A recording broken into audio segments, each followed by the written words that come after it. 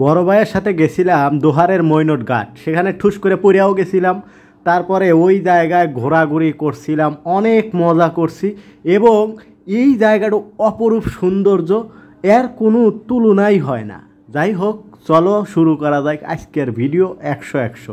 শুরুতেই বলেন, এই যে গুগল ম্যাপের সাহায্য নিয়ে গাবতলী থেকে দোহারের মৈনট ঘাট গেছিলাম। আর এই যাওয়ার সময় যে এই গুগল ম্যাপ আমাকে কোন দেখে বা লিয়া গেল ভাই রে ভাই, মাঝে মাঝে তো ক্ষেতের আইল দিয়েও লিয়া গেছে, অনেক জায়গায় তো আবার রাস্তাও নাই, কি একটা অবস্থা। তারপরেও বেলা শেষে গুগল ম্যাপ আমাকে ওই মৈনট ঘাট এলাকায় পৌঁছায়া দিছে। এই ছোট্ট ট্যুরে আমার সাথে আতিক ভাইয়া ছিল তার বাইক নিয়ে, এবং বিভিন্ন জায়গা দিয়ে কি সুন্দর সুন্দর রোড দিয়ে গেছি। যাই হোক, ক্ষেতের আইল দিয়ে গেলি পারেও অনেক সুন্দর সুন্দর রোড পাচ্ছি, এবং দোহার উপজেলায় যায়া আমরা জ্যামও পাচ্ছি। একবারে শেষ মুহূর্তে যায়া সন্ধ্যা লাগার কিছুক্ষণ আগে আমরা পৌঁছাইলাম মৈনট ঘাটে।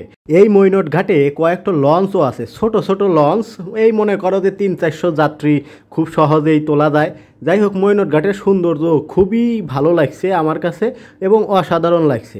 মৈনট ঘাটের এ পার হচ্ছে দোহার উপজেলার অংশ, আর ওই পার হচ্ছে ফরিদপুরের গোপালপুরের অংশ, যা পদ্মা নদীর মাধ্যমে দুই এলাকাকে আলাদা করছে। এখানে বাচ্চাদের জন্য মহিষের গাড়িও আছে, ঘোড়ার গাড়িও আছে।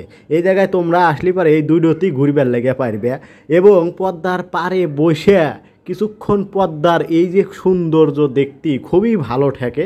তোমরাও চালি পারে এই জায়গায় যে দেখো মানুষ পারাপারও হচ্ছে, এগুলোও তোমরা দেখতে লেগে পারবে।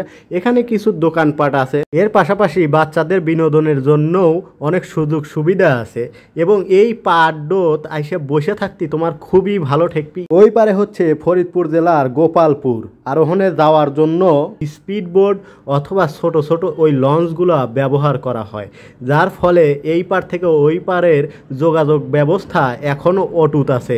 মৈনট ঘাট এলাকাটাও খুবই ছোট, এই জায়গায় একটা ছোট্ট পুলিশ ফাঁড়ি আছে।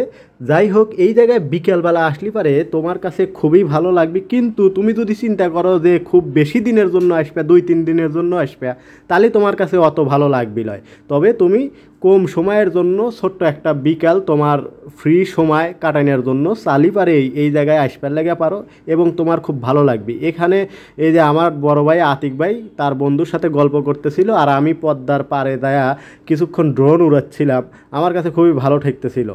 আর এইখানে আসার পরে তোমরা দেখবার লেগে পারবে যে এখানে ছোট ছোট কিছু দোকান আছে, ঝালমুড়ি, ফুচকা, চটপটি, ওই যে আখের রস, এইগুলো আছে। তারপরে এই বাচ্চাদের কেনাকাটা ও মেয়েদের জন্য কেনাকাটার কিছু সুব্যবস্থাও আছে। তোমরা চালি পারে হেনে আসবে পারো। একেবারে সন্ধ্যার মুহূর্তে সূর্য ডোবার সময় তুমি 1 কাপ চা লিয়া এই নদীর পাড়ে পানির কলকলানি শব্দ শুনতে পারবে, আর চা খাইবার লেগে পারবে, এবং খুব সুন্দর করে তোমার মন খারাপ থাকলে তা ভালো হয়ে যাবে। ভালো থাকো বাগিনারা, আল্লাহ হাফেজ।